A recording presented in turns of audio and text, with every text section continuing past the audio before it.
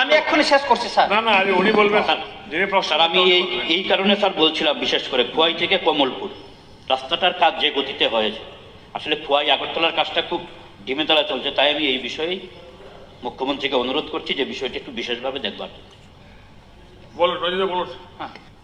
হ্যাঁ, এই যে হাইওয়েটা হেজামারা যে ব্লকটা নেমে যে সুবল সিংয়ে যাওয়ার যে টার্নিং পয়েন্টটা, আপাতত কাজটা শুরু না হওয়ার আগ পর্যন্ত এটা একটু যদি মেরামতটা করে দেয় ওইখানে, কারণ রেগুলার আমি আসা যাওয়া করি, আমাদের মন্ত্রী টিঙ্কু রায় মহোদয় এবং সুধাংশু দাস ওনারও আছে। দেখেন যে সুবল সিং থেকে আসার পর যে হেজামারা দোকান করছে যে টার্নিং পয়েন্টটা, সেখানে সাংঘাতিক স্যার, এখানে খুব অসুবিধা। আরেকটা হচ্ছে যে সুবল সিং ব্রিজ ক্রস করার পর, ওই যে সুবল সিং যে ব্রিজটা বাজারটা পার হয়ে ক্রস করার পর এই যে টার্নিং পয়েন্টটা, এটা খুব অবস্থা খারাপ। ওই দিন আমি আসতে দেখলাম এখানে গাড়ি দুইটা মুখামুখি সংঘর্ষ হচ্ছে স্যার। ওই জায়গাটা একটু জঙ্গল টঙ্গল একটু আপাতত কেটে দেয় তাহলে ভালো হবে। আরেকটা হলো ইকো পার্কের যে পয়েন্টটা স্যার, উপরে যে ইকো পার্ক পয়েন্টটা, এটাও খুব ডেঞ্জারাস জায়গাটা। এই দিক থেকে এই দিকে আসাটা দেখা যায় না, এটা একটু জঙ্গল টঙ্গল একটু কাটে দেওয়ার জন্য যদি ব্যবস্থা করা হয় একটু ভালো হবে স্যার। ঠিক আছে মাননীয় মুখ্যমন্ত্রী মহোদয়। মাননীয় বিধায়ক রঞ্জিত বাবু যে বললেন, মাননীয় মুখ্যমন্ত্রী ভগবানও কিছু বলছিলেন, বলুন রাস্তা সংক্রান্ত।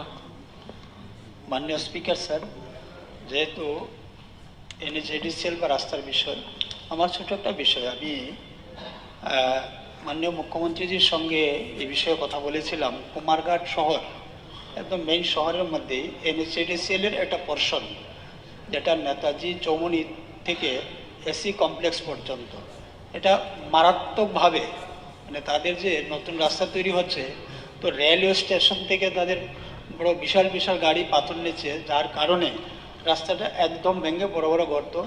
মাননীয় মুখ্যমন্ত্রী উনি নিজেও কথা বলেছিলেন আমার সামনে থেকেই, আমি বারবার পার্সু করেছি NHIDCL-এর ইডির সঙ্গে বা তাদের সব ধরনের GM থেকে AGM সবার সঙ্গে কথা বলেছি, কিন্তু কোনো রেসপন্স তাদের থেকে পাওয়া যাচ্ছে না।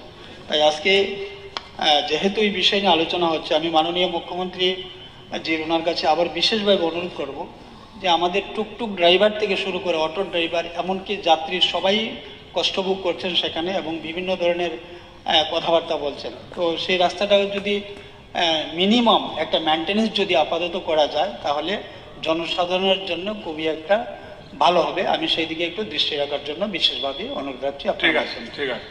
মাননীয় অধ্যক্ষ মহোদয়, মাননীয় বিধায়ক রঞ্জিত বাবুজি বললেন, এখানে আমার কাছে যে রিপোর্টটা আছে এটা হচ্ছে মোহনপুর থেকে সুবল সিং ভায়া হেজেমারা, যে এটার কিলোমিটার হচ্ছে 19.30 থেকে 31.30।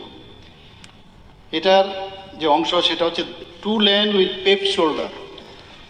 এটার উন্নতি করতে হবে এবং তার যে প্রশস্তিকরণের যে কাজটি আমরা EPC ঠিকাদারকে প্রদান করা হয়েছিল NHIDCL-এর মাধ্যমে, কিন্তু যে ঠিকাদার তার কাজটা যেহেতু শুরু করতে পারেনি তাকে টার্মিনেট করা হয়েছে, যে কারণে ওই ডিলে যে বিষয়টা টার্মিনেট করা হয়েছে এবং দ্বিতীয়বার আবার এর জন্য টেন্ডার কল করা হয়েছে। এর মধ্যেই যখন টেন্ডারের যখন সব শেষ হবে নিশ্চয় কাজটা শুরু হবে। আর বাকি আপনি ওখানে থাকেন, যদি দেখেন কোনো সমস্যা হচ্ছে আমার গোচরে আনবেন। পরবর্তী প্রশ্ন এনেছেন মাননীয় সদস্য শ্রী বিশ্বগুরু দেব বর্মা মহোদয়। Honorable Speaker, sir, my admitted to start question 67.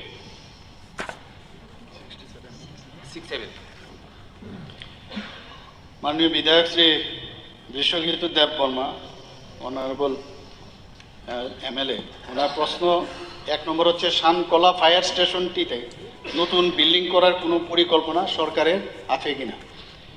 উত্তর হচ্ছে শানকলা ফায়ার স্টেশনটির জন্য নতুন বিল্ডিং করার কোনো পরিকল্পনা নতুন বিল্ডিং করার পরিকল্পনা সরকারের আছে। প্রশ্ন 2 যদি থাকে তাহলে কবে নাগাদ করা হবে বলে আশা করা যায়।